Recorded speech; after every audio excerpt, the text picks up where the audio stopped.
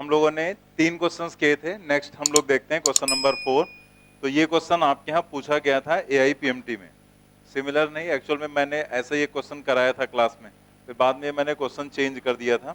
तो मैंने जो कराया था क्लास में क्वेश्चन, जैसे इसमें लिखा गया है क्या, स्फेरिकल सेल्स। मैंने जो क्लास में क्वेश्चन कराया था उसमें हमने स्फेरिकल सेल की बजाय रिंग का क्वेश्चन कराया था। तो यहाँ कुछ भी हो सकता है, रिंग हो सकता है, डिस्क है, स्फेरिकल सेल है, सॉलिड यहाँ पर हो सकता है। तो आपको कोई भी कैसा भी दिया जाए केस, आप यहाँ पर कैसे करेंगे, मेन ये पॉइंट है। रिंग, डिस्क कुछ भी दे दिया जा सकता है यहाँ पर। तो सबसे पहली बात, स्फेरिकल सेल जो टर्म लिखा गया है,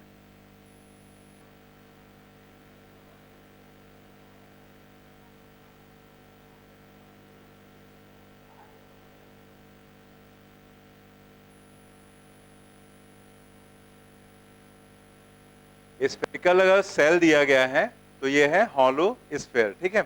तो आपको यहाँ पर ये इस तरह से कंडीशन दे दी गई और आपको कैलकुलेट करना है यहाँ पर कि ये जो एक्स एक्स डैश है, इस एक्सिस के अबाउट इसका मोमेंट ऑफ इनर्शिया।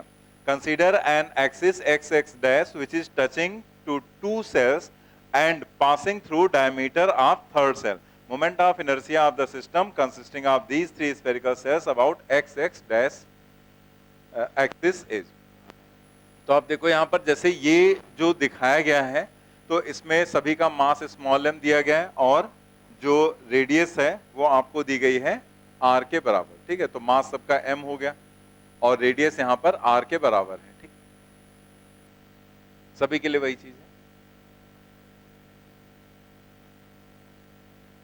जैसे अगर हमने इसकी नेमिंग कर दी, ये A हो गया, ये वाला स्फीयर हो गया B और ये वाला हो गया C, तो हमें तीनों का मोमेंट ऑफ इनर्शिया निकाल के जोड़ देना है और इस एक्सिस के अबाउट हमें यहाँ पर कैलकुलेट करना है। तो आप देखो यहाँ पर अगर हम लिखें I तो क्या हो जाएगा, IA plus IB and plus IC। Spherical shell का मोमेंट ऑफ इनर्शिया उसके डायमीटर के अबाउट क्या होता है, 2/3 mr स्क्वायर। तो यहां पर लिखेंगे हम 2/3 mr स्क्वायर प्लस।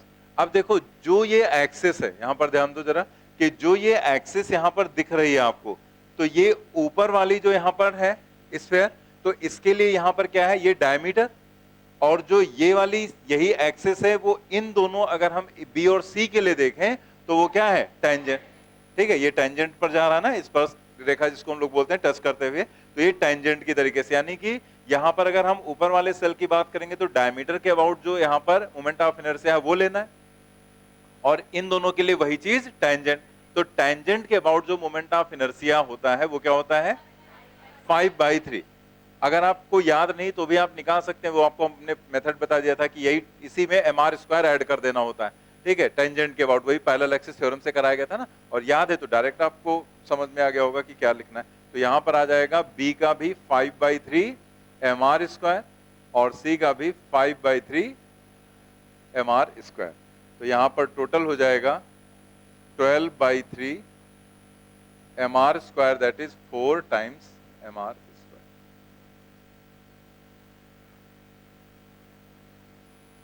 हो गया ना सभी? नेक्स्ट क्वेश्चन हम लोग देखते हैं। A wheel has mass of the rim 2 kilogram having 51 spokes each of mass 5 gram. The radius of the wheel is 40 centimeter.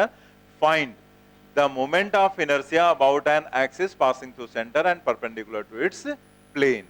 तो आप यहां पर देखो, जैसे उसने लिख दिया find moment of inertia about an axis passing through centre and perpendicular to the plane, लेकिन अगर नहीं लिखा जाता तो भी हम इस एक्सिस को ही चूज करते। क्यों? क्योंकि उसने यहां लिखा है व्हील, और जो व्हील है, जैसे टर्म हम लोग ज्यादातर जो पहिया यूज करते हैं, कहीं पर भी आप यूज कर रहे हैं, चाहे वो बाइक के लिए हो या कार के लिए हो, किसी चीज के लिए भी अगर व्हील टर्म यूज करते हैं नॉर्मली, तो वहां पर हमें ये चीज पता रहती ना कि व्हील जो होता है वो अपनी इस सेंट्रल एक्सिस के अबाउट ही तो घूमता है, यही उसकी ज्योमेट्रिकल एक्सिस होती। तो वैसे तो कोई भी ऐसे रिम दिया जाए आपको तो किसी भी एक्सिस के अबाउट पूछा जा सकता है आपसे मोमेंट ऑफ इनर्शिया, लेकिन अगर कुछ मेंशन नहीं है तो ज्योमेट्रिकल एक्सिस ही चूज करते हैं हम। तो ज्योमेट्रिकल एक्सिस तो यही हो जाएगी ना, इसी को ज्योमेट्रिकल एक्सिस कहेंगे। हालांकि इसमें उसने दे ही दिया सेंटर से पास होने वाली और इसके प्लेन के परपेंडिकुलर। तो एक तो ये रिम हो गया इसमें, ठीक है, और इसका मास हमने यहां पर अज्यूम कर लिया कैपिटल M, जो कि कितना दिया गया है, 2 किलोग्राम। अब दूसरा पॉइंट यहां पर ये कितना है 2 किलोग्राम 2 केजी। अब इसके बाद उसने दूसरा पॉइंट क्या दिया 51 स्पोक्स हैं, तो इसी में अगर हम स्पोक्स लगाएं ऐसे 1 स्पोक्स मतलब जो तीलियां लगी होती हैं उसमें, तो 1 2 3 4 ऐसे करके यहां पर टोटल कितनी है 51 स्पोक्स 51 स्पोक्स। और ये जो स्पोक है तो उसका हम मास यहां पर मान ले रहे हैं यहां पर स्मॉल m के बराबर, और जो इसकी लेंथ है वो तो रेडियस ही हो जाएगी व्हील की, तो वो हो गया यहां पर r के बराबर, ठीक है। और ये जो स्मॉल m आपको दिया गया है ये कितना दिया गया 5 ग्राम दिया गया है, ठीक है। तो अभी बाद में लिख लेंगे हम लोग, इधर लिख देते हैं। जो ये स्मॉल m दिया गया है वो दिया गया स्पोक का मास, दैट इज है 5 ग्राम। तो 5 ग्राम का मतलब 5 इंटू 10 टू द पावर क्या लिखेंगे -3 किलोग्राम। अब आप देखो यहाँ पर जो ये एक्सिस है इसी के अबाउट, मतलब यहाँ पर एक्सिस हो जाएगी ऐसे डॉट में दिखा सकते हैं, और इसी के अबाउट इसका मोमेंट ऑफ इनर्शिया आपको बताना है। तो देखा जाए तो इसमें दो चीजें हैं, एक है रिम ये बाहर का, और दूसरी है ये स्पोक्स। तो फिर मोमेंट ऑफ इनर्शिया जब लिखेंगे तो दोनों का मोमेंट ऑफ इनर्शिया लिखना पड़ेगा। तो हम रिम का मोमेंट ऑफ इनर्शिया लिखेंगे तो रिम एक तरह का रिंग ही तो है, रिंग जैसा, तो रिंग का मोमेंट ऑफ इनर्शिया एक्सिस के अबाउट mr स्क्वायर। तो यहां पर हम लिखेंगे mr square and plus mr square. फिर यहां पर अगर आप इस स्पोक को देखो तो ये कुछ ऐसे है, जैसे आप यहां पर इसे मान लो कि ये एक्सिस है यहां पर, और ये उसमें एक स्पोक ऐसे लगा दिया गया, ठीक है। ऐसे ये एक्सिस हो गई और ये एक तीली यहां पर है, एक स्पोक है।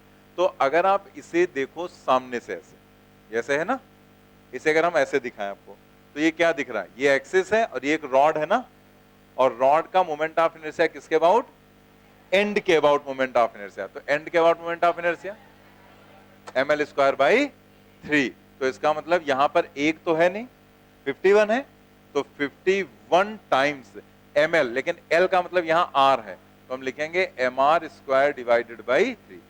51/3 मतलब 17, तो ये हो जाएगा mr square plus 17 mr square. हम लोग यहां पर वैल्यूज डालते हैं, तो कैपिटल M आपको दिया गया है 2 किलोग्राम, R की वैल्यू, R जो यहां पर दिया गया है वो आपको दिया गया है 0.4 मीटर, 40 सेंटीमीटर है ना, तो 0.4 मीटर। तो हम लोग यहां पर रखेंगे 0.4 का square, 0.4 to the square and plus 17, और स्मॉल m की वैल्यू 5 ग्राम है तो 10 टू द पावर -3 किलोग्राम, और r स्क्वायर क्या हो जाएगा 0.4 टू द होल स्क्वायर।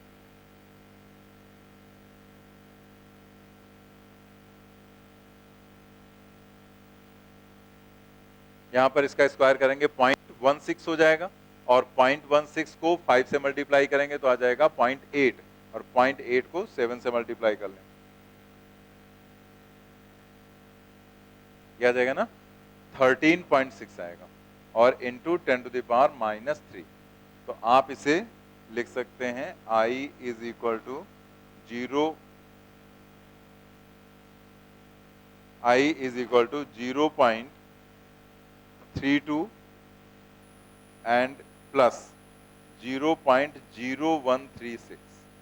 अगर आप इसको डिवाइड कर दो 10 पावर -3 से 0.013 हो जाएगा ना, तो आप इसे ऐड करो तो कितना आ जाएगा 0.3336 4,000।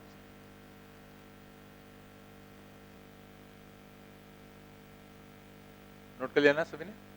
नेक्स्ट देखते हैं क्वेश्चन नंबर 6 नंबर क्वेश्चन देखेंगे, फिर उसके बाद रुकेंगे थोड़ा सा, और 7 नंबर थोड़ा सा 1-2 पॉइंट और है इसमें समझाने वाले, वो उसके बाद हम लोग करेंगे, ठीक है। तो नेक्स्ट देखते हैं हम लोग question number 6। Find the moment of inertia of A square plate of side length L and mass m about a diagonal. Moment of inertia हमें बताना है यहाँ पर। तो जैसे यहाँ पर एक स्क्वायर प्लेट है, आप इसमें जरा प्रोसीजर देखो क्या रहेगा। जैसे स्क्वायर प्लेट है पूरा, और यानी कि लैमिना टाइप का हो गया, और इसके डायगोनल के अबाउट मोमेंट ऑफ इनर्शिया बताना, जबकि इसका जो मास है वो m के बराबर है और जो लेंथ है वो L के बराबर, ये भी L रहेगा, ये भी L रहेगा, ठीक है। आपको एक डायगोनल के अबाउट मोमेंट ऑफ इनर्शिया बताना है। जैसे ये हमने यहाँ पर डायगोनल इमेजिन कर लिया, ये ठीक है, तो इसके अबाउट आपको मोमेंट ऑफ इनर्शिया चाहिए। तो एक तो हम ये थिंक कर सकते हैं कि यहाँ पर ये एक डायगोनल हो गया, तो इस डायगोनल के अबाउट बताना, तो इधर वाले पार्ट का मोमेंट ऑफ इनर्शिया, ये एक ट्रायंगल जैसा दिख रहा है, तो इस ट्रायंगल का मोमेंट ऑफ इनर्शिया, और जितना इधर का होगा उतना इधर का होगा, तो टोटल हो जाएगा। जैसे अगर हम इसके मोमेंट ऑफ इनर्शिया को यहां पर अज्यूम कर लें आई नॉट, ठीक है, और इधर के पार्ट का जो मास हो जाएगा वो m/2, तो इधर का भी जो मास हो जाएगा, अगर हम ये पूरा ना समझें, इसको आधे को समझ लें, तो ये टोटल मास हो जाएगा m/2, इधर का आधा और इधर का आधा, और इसका भी मोमेंट ऑफ इनर्शिया कितना हो जाएगा आई नॉट, यानी कि जो इधर के लिए होगा वही सेम कंडीशन इधर के लिए हो जाएगी। तो हम एक का मोमेंट ऑफ इनर्शिया निकाल कर उसको डबल कर दें, यहां पर अभी कुछ करना नहीं, ठीक है, इसको हम डबल कर दें, तो यहां पर क्या आ जाएगा, इसका टोटल मोमेंट ऑफ इनर्शिया। लेकिन हम इसे इस तरीके से नहीं बताने जा रहे हैं, हम ऐसे भी आपको बताएंगे, लेकिन हम रेक्टेंगल का बताएंगे। इसमें एक और भी मेथड है जिसके थ्रू हम इसको सॉल्व कर सकते हैं, तो अभी हम ये हटा देते हैं कि इस तरीके से हम लोग नहीं करेंगे, ठीक है। तो हम दूसरे किस मेथड से इसको हम लोग कर सकते हैं वो समझते हैं।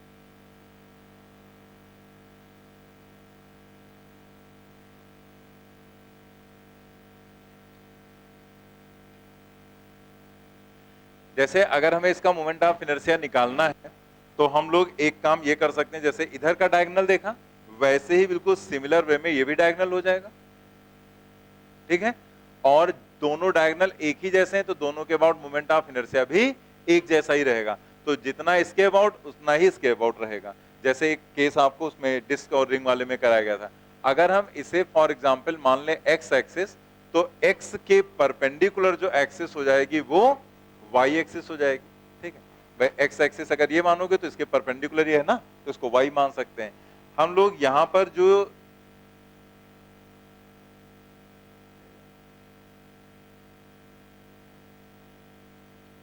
ये जो यहां पर है पॉइंट रखा, तो ये हम इसके परपेंडिकुलर जो एक्सिस है इसे हम जेड मान सकते हैं, तो यहां पर ये क्या हो जाएगा आई जेड, और ये आई जेड हम लोगों ने याद किया था, कितना था, ml²/6 था यहाँ पर, ठीक है। तो ये अगर हमें याद है तो हम ऐसे कर सकते हैं, यहाँ पर ml² / 6 ये आई जेड है, तो हम दोनों को ऐड कर दें, दैट मीन्स हम कह सकते हैं I + I = I जेड, वही बाई परपेंडिकुलर एक्सिस थ्योरम, ठीक है भाई। यहाँ पर क्या लगाया गया, परपेंडिकुलर एक्सिस थ्योरम ही तो लगाई गई, तो IX + IY = क्या हो जाएगा I जेड, तो इसे हम लिख सकते हैं 2I, और ये I जेड क्या हो जाएगा ml² / 6, इसका मतलब जो ये मोमेंट ऑफ इनर्शिया आई है वो हो जाएगा ml² / 12, ठीक है, ml² / 12, that means third option हो जाएगा। अब जरा एक चीज यहां पर समझो पहले, फिर अभी नोट कर लेना। जैसे अगर हम यहां पर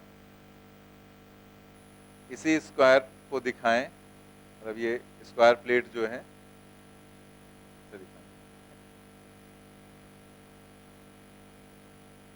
तो आपसे अगर हम पूछे यहां पर कि ये वाली जो एक्सिस है, जैसे L यहां पर भी लेंथ है और ये भी L लेंथ है, तो अगर इस एक्सिस जो कि सेंटर से पास हो रही, इस एक्सिस के अबाउट इसका मोमेंट ऑफ इनर्शिया कितना होगा ml² / 12, इसके अबाउट ml² / 12 होगा ना। इसको फिर हमने क्या कहा था, रॉड की तरीके से ट्रीट आप करेंगे, तो इसके अबाउट अगर देखें तो ये लेंथ L है, तो ml² / 12, मतलब उसको हमने मान लिया कि वो है I, ठीक है, ml² / 12। ऐसे ही अगर हम यहां पर लाइन ड्रॉ करें ऐसे, इसके about moment of inertia again वही रहेगा ml², क्योंकि ये भी लेंथ L है, तो ml² / 12, यानी कि ये भी I हमने लिख दिया। अगर हम यहां पर डायगोनल देखें,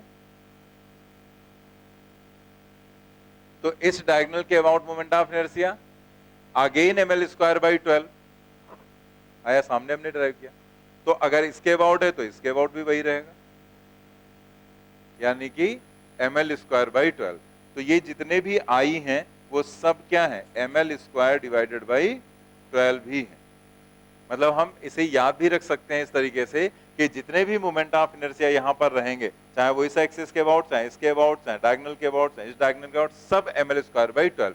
तो इस टाइप से भी आपके यहाँ क्वेश्चंस बनाए गए हैं कि जैसे मान लिया इसमें 3 एक्सिस है, चारों लिख दिया हमने, अब इसको लिख दिया I1, I2, I3 and I4, और फिर ऑप्शंस बना दिए I1 = I2, I2 = I3 = I4, या I1 = I2 = I3 = I4, ऐसे करके ऑप्शंस बना दिए गए, greater than, less than and so on.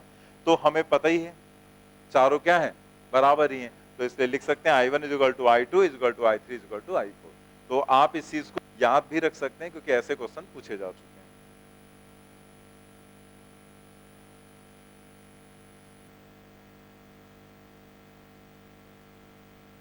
तो अगर हम लोग यहाँ पर जैसे स्क्वायर का हमने ऐसे आपको बता दिया कि इस तरह से आप निकाल सकते हैं, ठीक है। तो अगर हमारे सामने स्क्वायर की बजाय रेक्टेंगल आ जाए, अब रेक्टेंगल अगर आ गया तब हम लोग क्या करेंगे, ये नोट कर लेना सभी ने।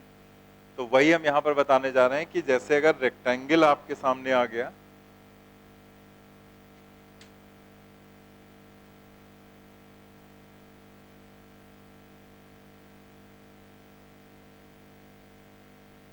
फॉर रेक्टेंगुलर लेमिना,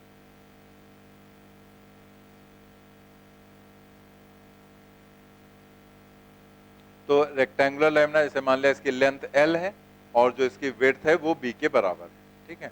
और इस पूरे का जो मास है वो यहाँ पर M के बराबर। अब इसमें अगर आपको निकालना है तो फिर हमारे दिमाग में आएगा कि भाई जैसे पीछे निकाला वैसे कर लें, दोनों डायगोनल बना दिया और एक x एक्सिस एक y एक्सिस, उसके परपेंडिकुलर z एक्सिस। क्या यहाँ पर लगा सकते हैं परपेंडिकुलर एक्सिस थ्योरम? ऐसे होगा या नहीं होगा? क्यों नहीं होगा? क्यों नहीं होगा? x और y में कोई प्रॉब्लम? जो रेक्टेंगल है क्या उसके भी डायगोनल परपेंडिकुलर होते हैं? यही प्रॉब्लम है कि अगर वो परपेंडिकुलर है नहीं तो x और y कैसे मान लोगे आप?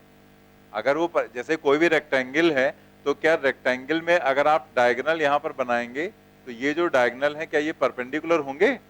ये परपेंडिकुलर नहीं होते। This is not equal to 90 degree, ठीक है। मतलब ये जो है 90 डिग्री के बराबर नहीं, कुछ भी हो सकता है एंगल, 30 भी हो सकता है, 60 भी हो सकता है, कोई भी एंगल यहाँ पर हो सकता है। तो आप यहाँ पर कोई भी एंगल ले सकते हैं, 90 डिग्री वो नहीं होगा यहाँ पर, ठीक है। वो तो डिपेंड करेगा, जैसे आप इसको बढ़ाते चले जाओ तो इसकी लेंथ बढ़ गई, चौड़ाई कम होती गई तो उसके हिसाब से एंगल चेंज होता जाएगा। इसका मतलब यहाँ पर एंगल्स जो ये है एंगल 90 डिग्री, 90 डिग्री सिर्फ स्क्वायर में होगा, रेक्टेंगल में नहीं होगा। तो यहाँ पर आप इन दोनों को x और y एक्सिस इमेजिन नहीं कर सकते हैं। तो इस तरह का अगर क्वेश्चन आ गया तब आप कैसे करेंगे? देखो यहाँ पर इसके अबाउट आपको निकालना है यहाँ पर मोमेंट ऑफ इनर्शिया, ठीक है। तो आपको ये डायगोनल के अबाउट निकालना। तो इसमें हम लोग क्या करें, जैसे पूरे का मास m है तो इधर वाले पार्ट का मास हमने मान लिया m/2 और ऐसे ही इधर वाले का मान लिया m/2, ठीक है। मास से हो गया m/2 m/2। इधर वाले पार्ट का जो मोमेंट ऑफ इनर्शिया है उसको हमने मान लिया I0, तो इधर वाले पार्ट का भी मोमेंट ऑफ इनर्शिया क्या हो जाएगा, I0, ठीक।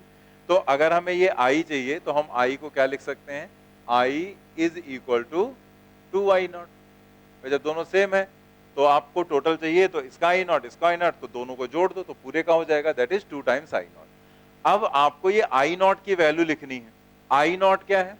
I0 यहाँ पर जो है इस ट्रायंगल का, ये ट्रायंगल ही तो दिख रहा है, ये I0 क्या है, ये वाला ट्रायंगल है। ट्रायंगल का मोमेंट ऑफ इनर्शिया क्या होता है, 1/6 mh²। तो हम यहाँ पर क्या लिखेंगे, हम लिखेंगे 1/6, m की जगह क्या लिखोगे, m/2, क्योंकि एक पार्ट है ना तो इसका क्या लिखेंगे, m/2। तो यहाँ पर हो जाएगा m/2, 1/6 m/2 एंड h²। बस ये जो h है ये हमें पता होना चाहिए। तो ये h यहाँ पर क्या होगा देखते हैं जरा। h क्या होता है, सामने के वर्टेक्स से हम डालते हैं परपेंडिकुलर, ठीक है। इसी को तो h बोलते हैं। चाहे यहाँ पर डालो और चाहे इधर वाले का निकालो, दोनों का रहेगा तो सेम ही ना। तो इधर परपेंडिकुलर डालें, ये भी h के बराबर रहेगा। तो कोई भी h आप निकाल लो जो भी आपको चाहिए, तो दोनों h रहेंगे तो बराबर ही। और ये h हम आपको पहले ही बता चुके हैं कि इस h का अगर हम स्क्वायर कहें तो पीछे आपको हमने सॉल्व करके दिखाया था ना, क्या था, b² l², ये लेंथ l है, divided by b² plus l²। बस यही h² की वैल्यू डाल दो तो ये 2 और 2 तो कैंसिल हो जाएगा। तो यहाँ पर क्या जाएगा, this is equal to 1/6 m और h² की जगह ये आ जाएगा b² l² divided by b² plus l², ठीक है। बस यही इसका आंसर, नोट कर लेंगे इसे।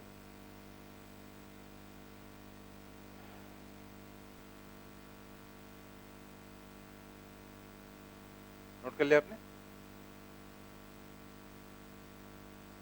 और यहाँ पर आप देख सकते हैं कि ये जो मेथड है जो यहाँ पर हमने फॉलो किया है, ये मेथड स्क्वायर में भी आप अप्लाई कर सकते हैं। तो स्क्वायर में चूंकि वो चीज हम लोगों ने याद की थी इसलिए वैसे आपको बता दिया, लेकिन अगर आप ऐसे करते स्क्वायर में तो भी आंसर आ जाता।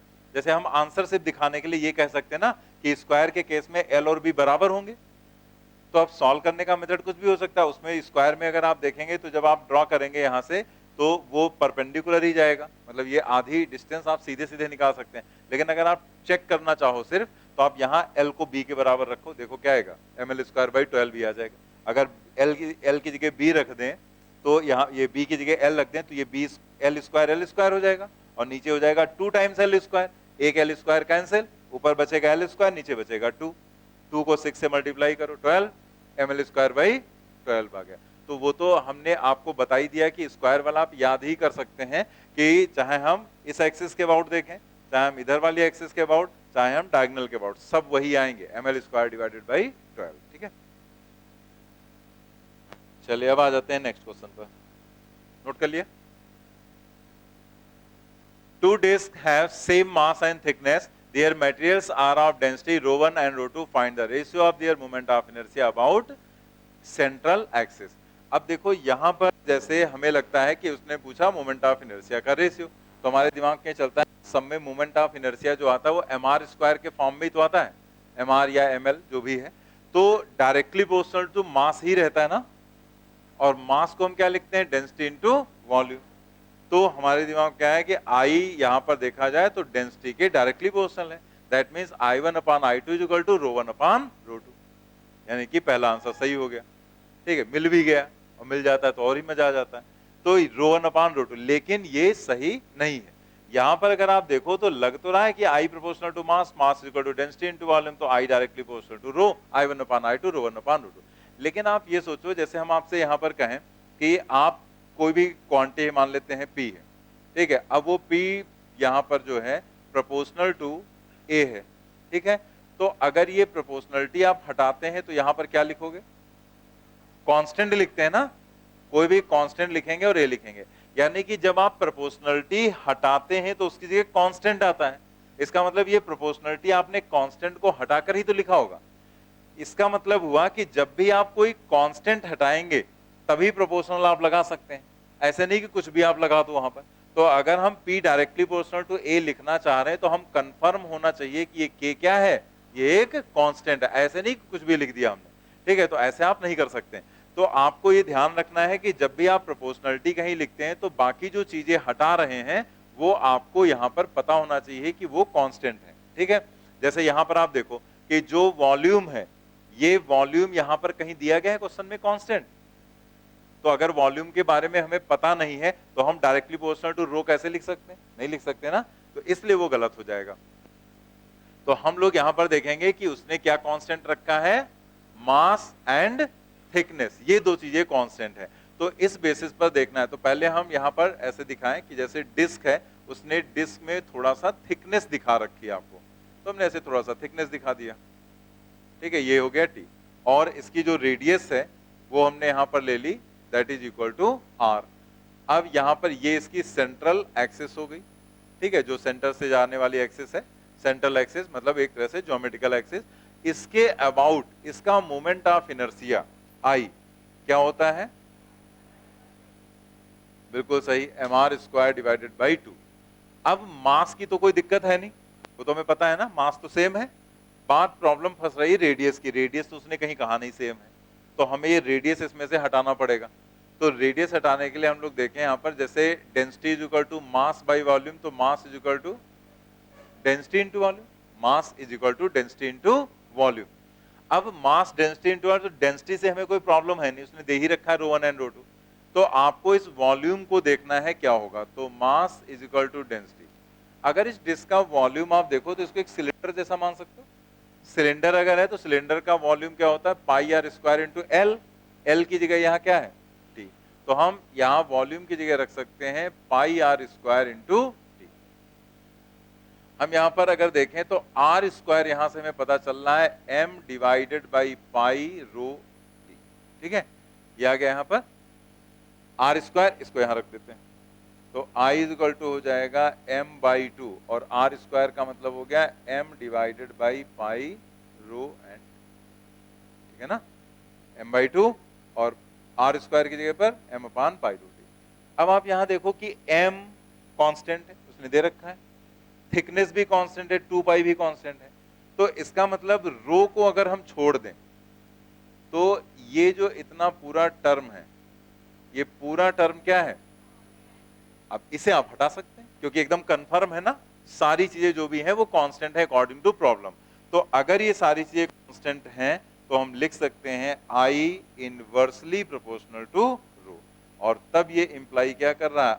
I1 upon I2 is equal to रो2 डिवाइडेड बाई रो1 हो जाएगा। ठीक है, जबकि पहले हम लोग को क्या पता चल रहा था? रो1 अपॉन रो2, जबकि आया क्या? उल्टा, रो2 डिवाइडेड बाई रो1 अकॉर्डिंग टू जो कंडीशन आपको दी गई थी उसके हिसाब से। ठीक है, तो सेकंड ऑप्शन यहां पर करेक्ट।